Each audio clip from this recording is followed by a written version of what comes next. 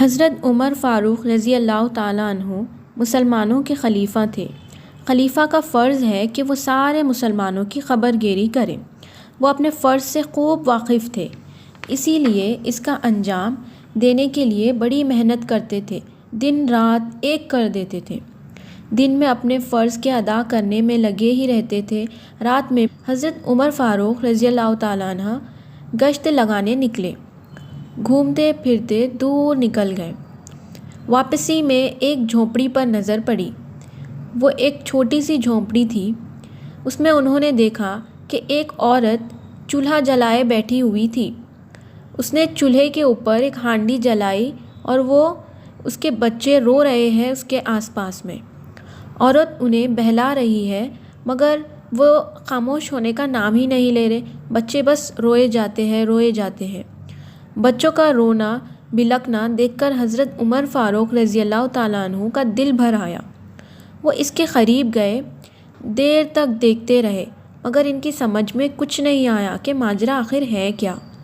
آخر عورت کے پاس جا کر بچوں کے رونے کا سبب پوچھا۔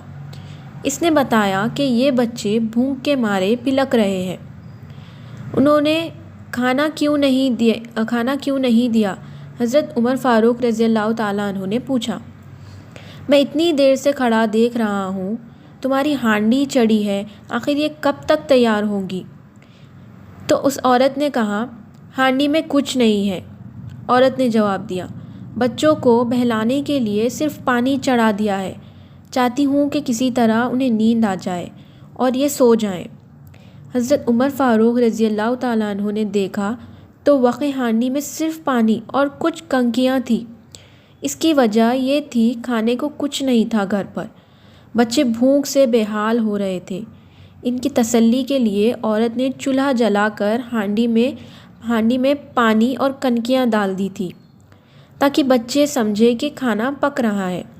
کچھ دیر میں نیند آ جائے گی اور یہ سو رہیں گے، پھر کسی نہ کسی طرح سے رات کٹ جائے گی۔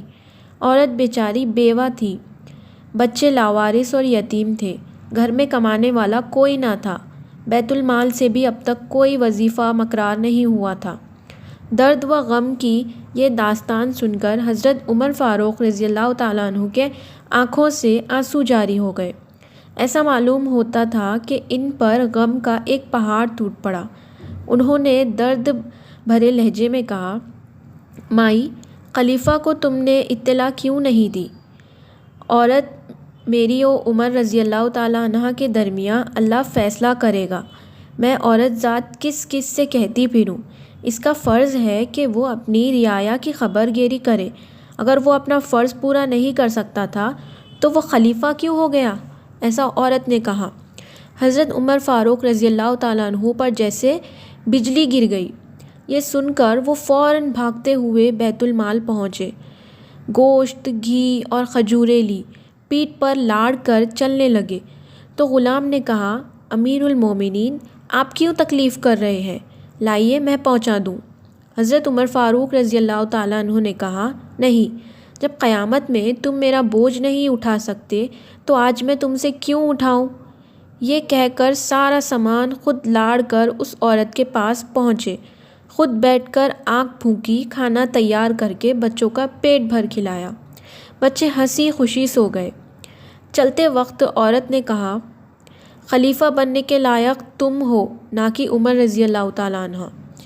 حضرت عمر فاروق رضی اللہ تعالیٰ عنہ بولے، مائی، معاف کرنا، عمر میں ہی ہوں، مجھ سے واقعی غلطی ہوئی کہ اب تک تمہاری خبر نہ لی۔